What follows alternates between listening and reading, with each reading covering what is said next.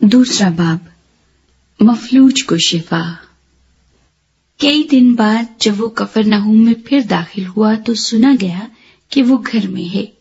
फिर इतने आदमी जमा हो गए कि दरवाजे के पास भी जगह न रही और वो उनको कलाम सुना रहा था। और लोग एक मफलूज को 4 आदमियों से उठवा कर उसके पास लाए, मगर जब वो भीड़ के सबब से उसके नजदीक न आ सके तो उन्होंने उस छत को जहां वो था खोल दिया और उसे उधेड़कर उस चारपाई को जिस पर मफलूज लेटा था लटका दिया। यीशु ने उनका ईमान देखकर मफलूज से कहा, बेटा, तेरे गुनाह मुआफ हुए। मगर वहां बाज फकीर जो बैठे थे वो अपने दिलों में सोचने लगे कि ये क्यों ऐसा कहता है, कुफ्र बकता है। खुदा के सिवा गुनाह कौन मुआफ कर सकता है। और फिलफौर यीशु ने अपनी रूह से मालूम करके कि वो अपने दिलों में यूं सोचते हैं, उनसे कहा, तुम क्यों अपने दिलों में ये बातें सोचते हो? आसान क्या है, मफलूज से ये कहना कि तेरे गुनाह मुआफ हुए, या ये कहना कि उठ और अपनी चारपाई उठाकर चल फिर। लेकिन इसलिए कि तुम जानो कि इब्ने आदम को जमीन पर गुनाह मुआफ करने का इख्तियार है, उसने उस मफलूज से कहा, मैं तुझसे कहता हूं, उठ, अपनी चारपाई उठाकर अपने घर चला जा। और वो उठा और फिलफौर चारपाई उठाकर उन सब के सामने बाहर चला गया। चुनाचे वो सब हैरान हो गए और खुदा की तमजीद करके कहने लगे, हमने ऐसा कभी नहीं देखा था। लावी की बुलाहट। वो फिर बाहर झील के किनारे गया और सारी भीड़ उसके पास आई और वो उनको तालीम देने लगा। जब वो जा रहा था तो उसने हल्फई के बेटे लावी को महसूल की चौकी पर बैठे देखा और उससे कहा, मेरे पीछे हो ले। बस वो उठकर उसके पीछे हो लिया और यूं हुआ कि वो उसके घर में खाना खाने बैठा और बहुत से महसूल लेने वाले और गुनाहगार लोग यीशु और उसके शागिर्दों के साथ खाने बैठे, क्योंकि वो बहुत थे और उसके पीछे हो लिए थे। और फरीसियों के फकीहों ने उसे गुनाहगारों और महसूल लेने वालों के साथ खाते देखकर उसके शागिर्दों से कहा, ये तो महसूल लेने वालों और गुनाहगारों के साथ खाता पीता है। यीशु ने ये सुनकर उनसे कहा, तंदुरुस्तों को तबीब की जरूरत नहीं, बल्कि बीमारों को। मैं रास्तबाजों को नहीं, बल्कि गुनाहगारों को बुलाने आया हूं। रोजे के मुतल्लिक सवाल। और यूहन्ना के शागिर्द और फरीसी रोजे से थे। उन्होंने आकर उससे कहा, यूहन्ना के शागिर्द और फरीसियों के शागिर्द तो रोजा रखते हैं, लेकिन तेरे शागिर्द क्यों रोजा नहीं रखते? यीशु ने उनसे कहा, क्या बाराती जब तक दुल्हा उनके साथ है रोजा रख सकते हैं? जिस वक्त तक दुल्हा उनके साथ है वो रोजा नहीं रख सकते, मगर वो दिन आएंगे कि दुल्हा उनसे जुदा किया जाएगा, उस वक्त वो रोजा रखेंगे। कोरे कपड़े का पैबंद पुरानी पोशाक पर कोई नहीं लगाता, नहीं तो वो पैबंद उस पोशाक में से कुछ खींच लेगा, यानी नया पुरानी से, और वो ज्यादा फट जाएगी। और नई मै को पुरानी मशकों में कोई नहीं भरता, नहीं तो मशकें मै से फट जाएंगी और मै और मशकें दोनों बर्बाद हो जाएंगी, बल्कि नई मै को नई मशकों में भरते हैं। सबत के बारे सवाल। और यूं हुआ कि वो सबत के दिन खेतों में होकर जा रहा था और उसके शागिर्द राह में चलते हुए बालें तोड़ने लगे। और फरीसियों ने उससे कहा, देख, ये सबत के दिन वो काम क्यों करते हैं जो रवा नहीं। उसने उनसे कहा, क्या तुमने कभी नहीं पढ़ा कि दाऊद ने क्या किया जब उसको और उसके साथियों को जरूरत हुई और वो भूखे हुए? वो क्यों कर अबियातर सरदार काहिन के दिनों में खुदा के घर में गया और उसने नजर की रोटियां खाई, जिनको खाना काहिनों के सिवा और किसी को रवा नहीं, और अपने साथियों को भी दी। اور اس نے ان سے کہا، سبت آدمی کے لیے بنا ہے، نہ آدمی سبت کے لیے، بس ابن آدم سبت کا بھی مالک ہے۔ تیسرا باب، سوکھے ہاتھ والا آدمی۔ اور وہ عبادت خانے میں پھر داخل ہوا، اور وہاں ایک آدمی تھا جس کا ہاتھ سوکھا ہوا تھا، اور وہ اس کی طاق میں رہے کہ اگر وہ اسے سبت کے دن اچھا کرے تو اس پر الزام لگائیں۔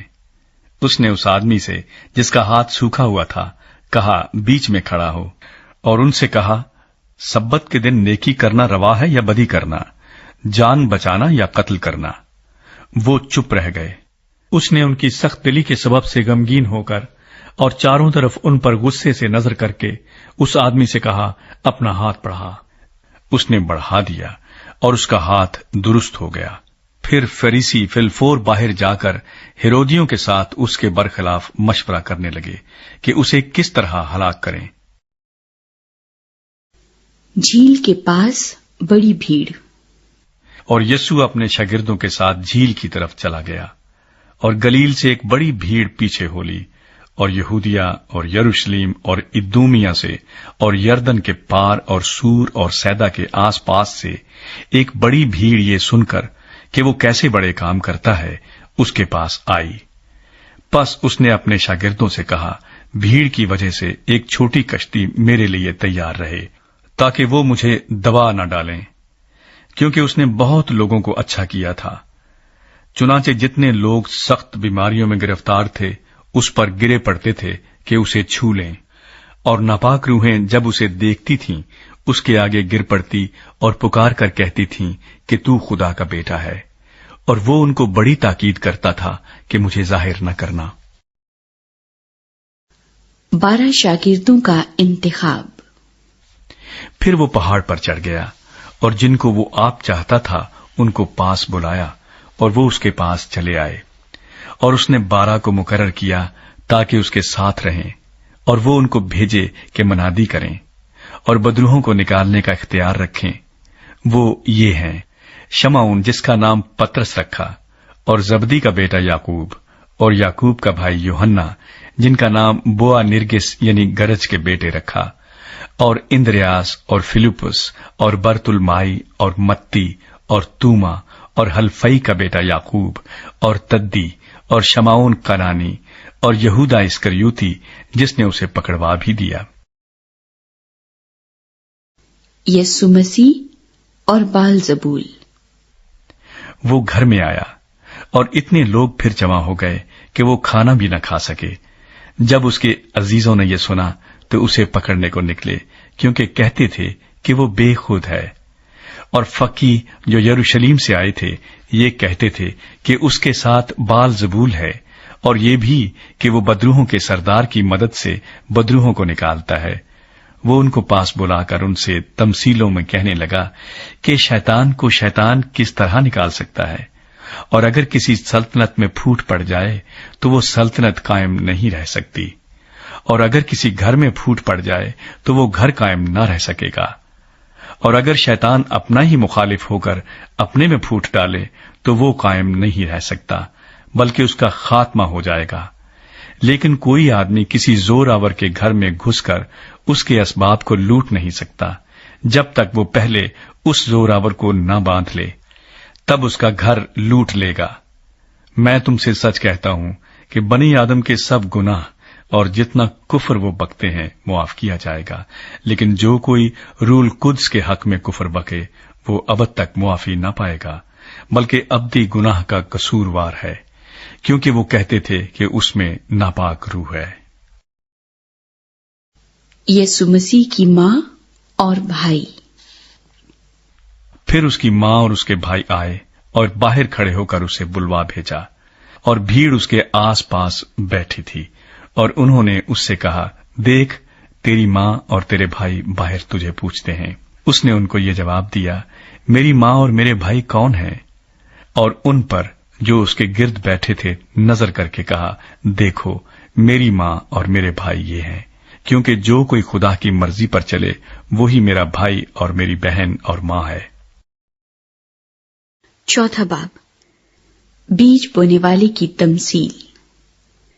وہ پھر جھیل کے کنارے تعلیم دینے لگا اور اس کے پاس ایسی بڑی بھیڑ جمع ہو گئی کہ وہ جھیل میں ایک کشتی میں جا بیٹھا اور ساری بھیڑ خشکی پر جھیل کے کنارے رہی، اور وہ ان کو تمثیلوں میں بہت سی باتیں سکھانے لگا اور اپنی تعلیم میں ان سے کہا، سنو، دیکھو ایک بیج بونے والا بیج بونے نکلا، اور بوتے وقت یوں ہوا کہ کچھ راہ کے کنارے گرا اور پرندوں نے آ کر اسے چگ لیا، اور کچھ پتھریلی زمین پر گرا جہاں اسے بہت مٹی نہ ملی، اور گہری مٹی نہ ملنے کے سبب سے جلد اگ آیا، اور جب سورج نکلا تو جل گیا، اور جڑ نہ ہونے کے سبب سے سوکھ گیا، اور کچھ جھاڑیوں میں گرا اور جھاڑیوں نے بڑھ کر اسے دبا لیا اور وہ پھل نہ لایا، اور کچھ اچھی زمین پر گرا اور وہ اگا اور بڑھ کر پھلا، اور کوئی 30 گنا، کوئی 60 گنا،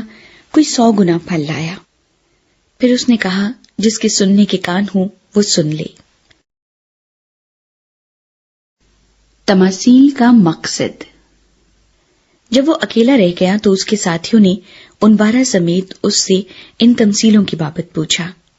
اس نے ان سے کہا کہ تم کو خدا کی بادشاہی کا بھید دیا گیا ہے، مگر ان کے لیے جو باہر ہیں سب باتیں تمثیلوں میں ہوتی ہیں، تاکہ وہ دیکھتے ہوئے دیکھیں اور معلوم نہ کریں، اور سنتے ہوئے سنیں اور نہ سمجھیں، ایسا نہ ہو کہ وہ رجوع لائیں اور معافی پائیں۔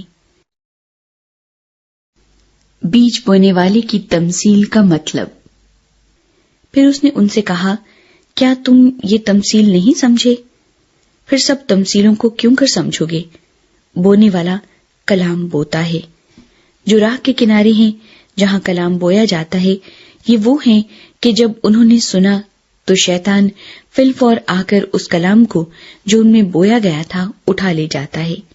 اور اسی طرح جو پتھریلی زمین میں بوئے گئے، یہ وہ ہیں جو کلام کو سن کر فی الفور خوشی سے قبول کر لیتے ہیں اور اپنے اندر جڑ نہیں رکھتے، بلکہ چند روزہ ہیں۔ پھر جب کلام کے سبب سے مصیبت یا ظلم برپا ہوتا ہے تو فی الفور ٹھوکر کھاتے ہیں۔ اور جو جھاڑیوں میں بوئے گئے وہ اور ہیں، یہ وہ ہیں جنہوں نے کلام سنا اور دنیا کی فکر اور دولت کا فریب اور چیزوں کا لالچ داخل ہو کر کلام کو دبا دیتے ہیں، اور وہ بے پھل رہ جاتا ہے۔ اور جو اچھی زمین میں بوئے گئے، یہ وہ ہیں جو کلام کو سنتے اور قبول کرتے اور پھل لاتے ہیں، کوئی 30 گنا، کوئی 60 گنا، کوئی 100 گنا۔ چراغ پیمانے کے نیچے۔ اور اس نے ان سے کہا، کیا چراغ اس لیے لاتے ہیں کہ پیمانے یا پلنگ کے نیچے رکھا جائے؟ کیا اس لیے نہیں کہ چراغ دان پر رکھا جائے؟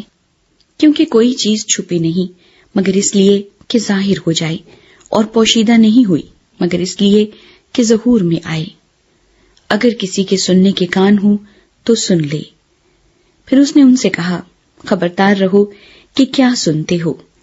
جس پیمانے سے تم ناپتے ہو اسی سے تمہارے لیے ناپا جائے گا، اور تم کو زیادہ دیا جائے گا، کیونکہ جس کے پاس ہے اسے دیا جائے گا، اور جس کے پاس نہیں ہے اس سے وہ بھی جو اس کے پاس ہے لے لیا جائے گا۔ ایک بڑھنے والی بیج کی تمثیل۔ اور اس نے کہا، خدا کی بادشاہی ایسی ہے جیسے کوئی آدمی زمین میں بیج ڈالے اور رات کو سوئے اور دن کو جاگے، اور وہ بیج اس طرح اگے اور بڑھے کہ وہ نہ جانے۔ زمین آپ سے آپ پھل لاتی ہے، پہلے پتی، پھر بالیں، پھر بالوں میں تیار دانے۔ پھر جب اناج پک چکا تو وہ فی الفور درانتی لگاتا ہے، کیونکہ کاٹنے کا وقت آ پہنچا۔ رائی کے بیج کی تمثیل۔ پھر اس نے کہا کہ ہم خدا کی بادشاہی کو کس سے تشبیہ دیں اور کس تمثیل میں اسے بیان کریں۔ وہ رائی کے دانے کی مانند ہے کہ جب زمین میں بویا جاتا ہے تو زمین کے سب بیجوں سے چھوٹا ہوتا ہے، مگر جب بو دیا گیا تو اگ کر سب ترکاریوں سے بڑا ہو جاتا ہے، اور ایسی بڑی ڈالیاں نکالتا ہے کہ ہوا کے پرندے اس کے سایہ میں بسیرا کر سکتے ہیں۔ اور وہ ان کو اس قسم کی بہت سی تمثیلیں دے دے کر ان کی سمجھ کے مطابق کلام سناتا تھا، اور بے تمثیل ان سے کچھ نہ کہتا تھا، لیکن خلوت میں اپنے خاص شاگردوں سے سب باتوں کے معنی بیان کرتا تھا۔ طوفان کو تھمانا۔ اسی دن جب شام ہوئی تو اس نے ان سے کہا، آؤ پار چلیں، اور وہ بھیڑ کو چھوڑ کر اسے جس حال میں وہ تھا کشتی پر ساتھ لے چلے، اور اس کے ساتھ اور کشتیاں بھی تھیں۔ تب بڑی آندھی چلی اور لہریں کشتی پر یہاں تک آئیں کہ کشتی پانی سے بھری جاتی تھی، اور وہ خود پیچھے کی طرف گدی پر سو رہا تھا۔ بس انہوں نے اسے جگا کر کہا، اے استاد، کیا تجھے فکر نہیں کہ ہم ہلاک ہوئے جاتے ہیں؟ اس نے اٹھ کر ہوا کو ڈانٹا اور پانی سے کہا، ساکت ہو، تھم جا۔ بس ہوا بند ہو گئی اور بڑا امن ہو گیا۔ پھر ان سے کہا، تم کیوں ڈرتے ہو؟ اب تک ایمان نہیں رکھتے؟ اور وہ نہایت ڈر گئے اور آپس میں کہنے لگے، یہ کون ہے کہ ہوا اور پانی بھی اس کا حکم مانتے ہیں؟